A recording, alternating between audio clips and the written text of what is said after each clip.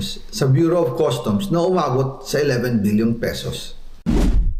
May 9 billion pesos collection mula sa sugar. Ang kita mula sa importasyon ng sibuyas na hawak naman ni Martin Araneta. Tinawagan daw siya ni First Lady Lisa Marcos at ipinapatigil ang investigasyon. Sa First Lady Lisa Marcos mismo ang may hawak sa mga rice importers. Dahil pala sa dami ng SOP at remittance na ipinapasa sa bawat transaksyon. Ang pinakamakapangyarihang pamilya pa mismo ang sangkot sa ganitong sistema.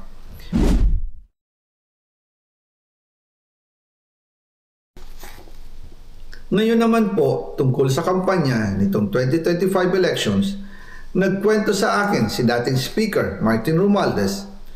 Kinausap daw siya ni PBBM sa Tacloban para tumulong sa gastusin ng mga kandidato mula national hanggang local candidates. Ang sagot ni Speaker, naibigay na niya ang SOP collections sa Bureau of Customs na umabot sa 11 billion pesos. Dagdag pa dyan, may 9 billion pesos collection mula sa sugar na ayon mismo sa kanya ay pinaghahatian lang ng 5 kumpanya para makontrol nila ang presyo ng asukal sa merkado. At iba pa ang kita mula sa importasyon ng sibuyas na hawak naman ni Martin Araneta, kapatid ni First Lady Lisa Araneta Marcos. Kung matatandaan ninyo, noong 2022, nagkaroon po ng investigasyon sa Kamara na pinangungunahan ni Congressman Toto Swansing dahil sobrang taas ng presyo ng sibuyas. Umabot ng 600 pesos kada kilo. Gayong dapat ay nasa 80 pesos lang. Doon lumabas ang pangalan ni Martin Araneta bilang isa sa mga nasa likod ng kontrol sa importasyon ng sibuyas. Pero hindi po natuloy ang investigasyon. Ang sabi ni Speaker, tinawagan daw siya ni First Lady Lisa Marcos at ipinapatigil ang investigasyon. Kaya walang natuloy at walang naparusahan. Dahil pala, kontrolado ng kapatid ng First Lady ang importasyon ng sibuyas. Ganito rin po ang nangyari sa bigas. Noong April 2023, nagsimula nang tumaas ang presyo ng bigas. Kaya iminungkahi ko kay Speaker Martin Romualdez na kung pwede ay mag-angkat tayo ng 13 million metric tons para sa buong taon. Ang layunin ko po ay mapababa ang presyo ng bigas sa 22 pesos kada kilo. Pero hindi po ito inaprubahan ng Pangulo nung sila ay nasa Clark.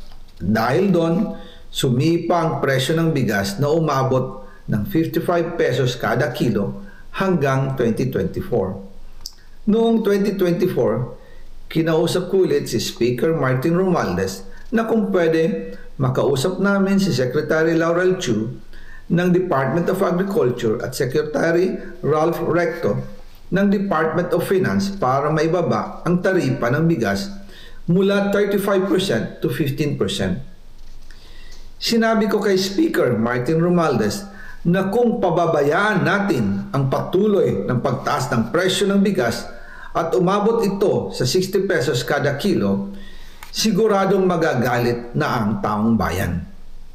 Posibleng magrevolusyon na ang mga tao at tiyak na maapektuhan dito ang mga kandidato ng administrasyon sa 2025 elections. Isa sa mga patunay na hindi na masaya ang taong bayan ay ang pagbaba ng approval rating ng Pangulo noong panahon na iyon dahil sobrang taas na ang presyo ng bigas. Nangyari po ang meeting at halos inaabot kami hanggang alas 2 ng umaga, nakikiusap, nagpapaliwanag. Buti na lang, matapos ang matagal na negosasyon, pumayag din sila. At di nagtagal, inanunsyo na rin sa publiko na ibaba ang nangbuwis sa bigas.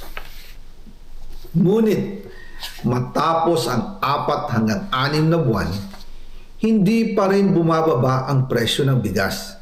Kahit ibinaba na ang taripa nito, Kaya iminungkahi ko kay Speaker Romualdez na magpatawag ng investigasyon tungkol sa bigas sa pamamagitan ng Quinta Committee hearings. Habang iniimbestiga nito ng Quinta Committee na pinamumunuan ni Congressman Joey Salceda, bigla na lang itong pinahinto ni Secretary Kiko Laurel Chu matapos niyang ipakita ang isang confidential report. Nakasaad dito na sa First Lady Lisa Marcos mismo ang may hawak sa mga rice importers.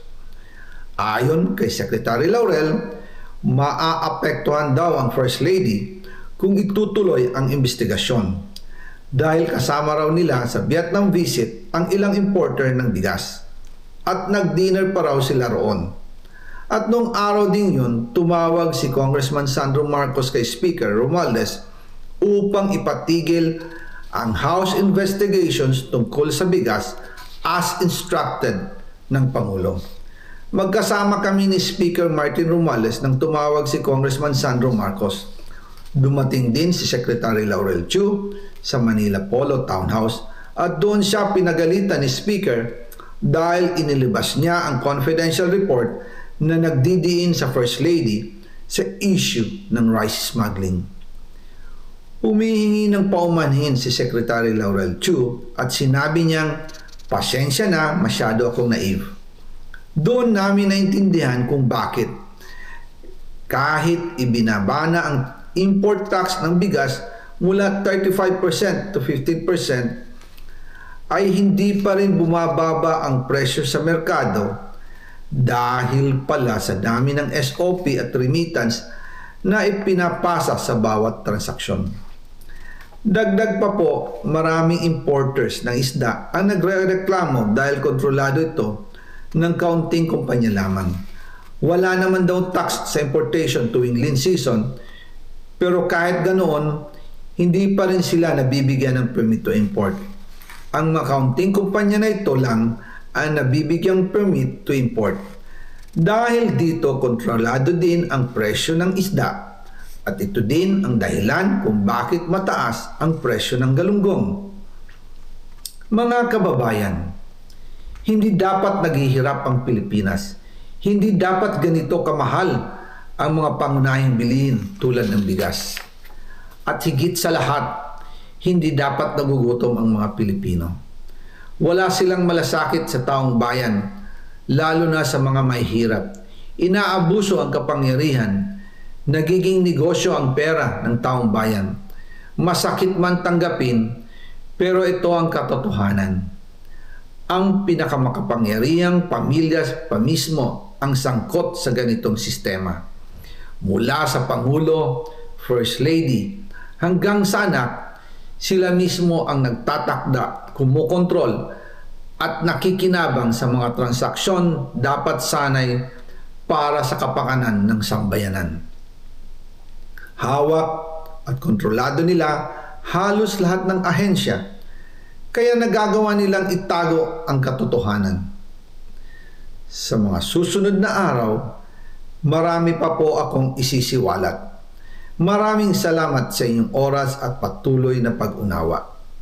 Naway, magising tayo sa katotohanan at sama-sama nating hanapin ang hustisya para sa bayan.